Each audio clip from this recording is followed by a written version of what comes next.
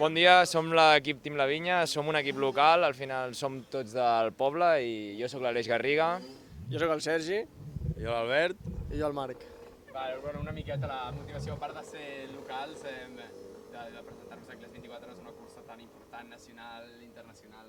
Sí, no, fa il·lusió perquè al final estàs competint amb pilots que són més professionals, no? I al final nosaltres entrenem com podem o amb el que podem, els recursos que tenim, no? I al final és això, venim a lluitar al màxim a veure si aconseguim l'objectiu, que és guanyar la Vall del Tenes. Encara que diguis això, que hi ha professionals, hi ha Luengo, entre d'altres, tenim un palmarès prou maco, vull dir, el primer any veu vèncer la categoria sub-20, Vall del Tenes feu podis, també la general del top 10 no heu baixat.